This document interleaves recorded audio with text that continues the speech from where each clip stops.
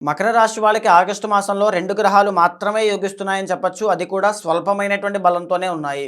ప్రధానంగా ఏమిటి అంటే ఆర్థిక సమస్యల విషయంలో ఈ సమయంలో మీరు చాలా జాగ్రత్త వహించాలి మకర రాశి వాళ్ళు.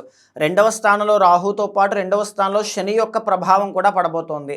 దీని మూలన ఆర్థిక సమస్యలు, రుణ బాధలు ఎక్కువగా అవ్వడం కానీ, మాట వల్ల వచ్చేటువంటి తగువుల్లో ఇరుక్కోవడం కానీ ఎక్కువగా జరిగే అవకాశం ఉంటాయి. ఇంకా చెప్పాలి అంటే గురుబలము అనేటువంటిది లేదు. షష్టంలో గురుడు ఉండడం వల్ల అపకీర్తి అంటే అవమానపడడం కానీ, నెగెటివ్‌గా మీ మీద పోట్రే అవ్వడం కానీ, ఆర్థిక సమస్యలు మళ్ళా ఇలాంటివన్నీ చూసే అవకాశాలు ఎక్కువుంటాయి. ఈ మాసంలో రవి బలం అనేటువంటిది లేక పనుల్లో జాప్యము.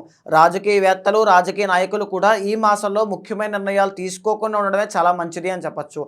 సేఫ్‌గా ఉండడం ఈ మాసంలో చాలా మంచిది. ఇన్వెస్ట్‌మెంట్స్ అనేటువంటివి పెట్టొద్దు. హెల్త్ చాలా జాగ్రత్త చూసుకోండి.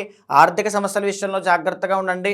మానసికంగా అష్టమంలో కేతువు కాబట్టి ఈ యాంగ్జైటీ కావచ్చు, భయము కావచ్చు, ఏం జరుగుతుందనేటువంటి ఒక పానిక్ అవ్వడం కావచ్చు, ఇలాంటివి కనబడుతున్నాయి. అంత టెన్షన్ పడాల్సిన అవసరం అయితే అంతకంటే ఏమీ లేదు. గణపతి యొక్క ఆరాధన ఎక్కువగా చేయండి. ఇలాంటి ఆపత్కర సమయాల్లో, ఇలాంటి విపత్కర సమయాల్లో ఏమైనా ఉంటే కనుక కలియుగంలో రెండే 2 సిద్ధించేటువంటి దేవతలు ఆంజనేయ స్వామి, వినాయకుడు. వినాయకుడి యొక్క ఆరాధన ఈ సమయంలో ఖచ్చితంగా మిమ్మల్ని ఆదుకుంటుంది. వినాయకుడికి ప్రతిరోజు అభిషేకం చేయడం కానీ, గరికతో పూజ చేయడం కానీ, అరటి పండ్లు కానీ, బెల్లం ముక్క కానీ, నైవేద్యం పెట్టడం కానీ ఏదైనా చేయండి, అద్భుతంగా ఉంటుంది. భాగ్యంలో కుజుడు వల్ల రుణబాధల విషయంలో ఇబ్బంది పడేటువంటి అవకాశాలు కూడా ఎక్కువగా కనబడుతున్నాయి. పర్సనల్ చార్ట్ చూసుకుని ముందుకు వెళ్ళండి. ప్రతి బుధవారము గణపతి యొక్క ఆరాధన మంచి శుభ ఫలితాలు కలగజేస్తుంది.